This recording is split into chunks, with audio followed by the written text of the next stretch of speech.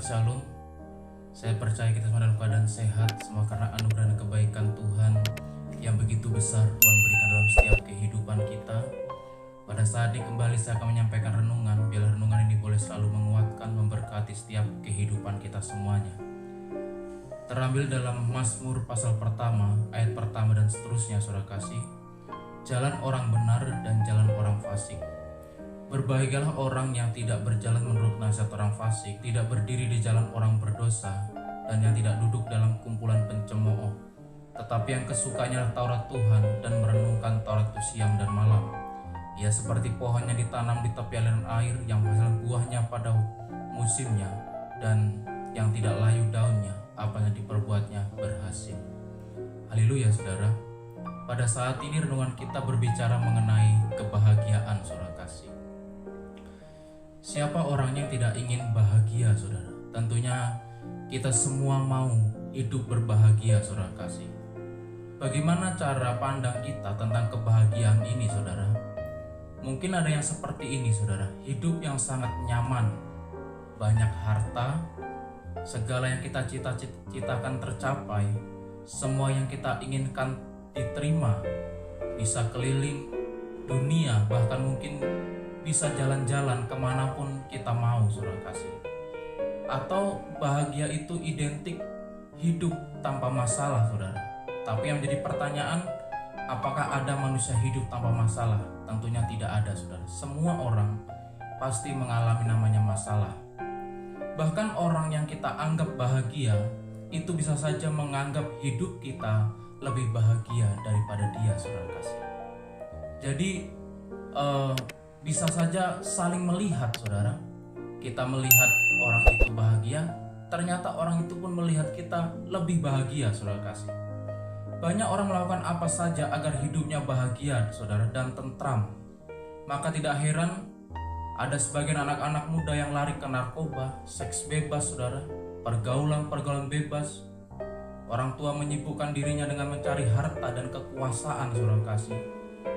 Dan banyak lagi hal-hal yang lainnya, saudara, untuk orang mencari kebahagiaan dalam hidupnya, saudara. Jadi apakah pilihan yang tepat untuk mendapatkan kebahagiaan yang sejati? Kalau kita melihat dalam Mazmur yang pertama ini, saudara kasih, ayat yang pertama, berbahagialah orang yang tidak berjalan menurut nasihat orang fasik, yang tidak berdiri di jalan orang berdosa, dan yang tidak duduk dalam kumpulan pencemooh. Jadi yang pertama, saudara kasih, bahwa kebahagiaan yang sejati adalah tidak dihasilkan dari berbuat dosa, saudara. Ikut-ikutan cara hidup orang berdosa, saudara kasih, hanya akan membawa seseorang semakin jauh daripada Tuhan, jauh daripada kebenaran dalam hidupnya, saudara. Ada ayat mengatakan bahwa pergaulan yang buruk itu merusak kebiasaan yang baik, saudara. Jadi bahwa ikut-ikutan dengan orang yang berdosa, orang yang hidupnya tidak baik, saudara kasih, itu akan dengan cepat merusak kebiasaan baik dalam setiap kehidupan kita, saudara. Mungkin mulai dengan mendengar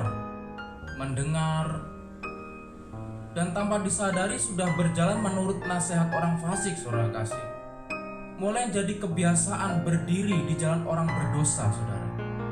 Tadi hanya cuma mendengar, saudara kasih, dan akhirnya dia mulai berjalan menurut nasihat orang fasik, terus berdiri di kumpulan orang berdosa, saudara. Tahu-tahu sudah menjadi bagian dalam perencanaan kejahatan atau duduk dalam kumpulan pencemooh. Ini caranya tidak langsung, saudara kasih. Yang tadinya cuma sekedar mendengar sambil berjalan, saudara, lalu lalang sambil mendengarkan, saudara kasih, tiba-tiba sudah berdiri atau sudah menjadi bagian dalam kumpulan itu. Dan tanpa disadari tahu-tahu sudah duduk dan mengikut sertakan merencanakan kejahatan. Akhirnya hidupnya menjadi tidak benar, saudara. Kita teringat kisah dari Yefta, saudara kasih, di mana dia adalah seorang panglima yang gagah perkasa, saudara. Namun di saat dia kumpul dengan si perampok-perampok, saudara, akhirnya dia pun terikut, terbawa oleh kebiasaan yang buruk yang dialami oleh teman-teman perkumpulannya pada saat itu. Dan selanjutnya saudara, bahwa kebahagiaan yang sejati adalah orang yang suka merenungkan firman Tuhan. Orang yang suka merenungkan firman Tuhan berarti orang yang rindu untuk mengenal Allahnya dengan benar, saudara. Di saat orang mengenal Allahnya dengan benar, dia pasti bisa menjaga hidupnya dengan baik. Dia pasti tahu batas-batasan, saudara kasih, mana yang baik, mana yang tidak baik, mana yang berkenan, mana yang tidak berkenan, saudara. Karena di saat dia semakin merenungkan firman Tuhan dalam hidupnya, di situ juga dia semakin boleh memahami pribadi Allah dalam setiap kehidupannya, saudara.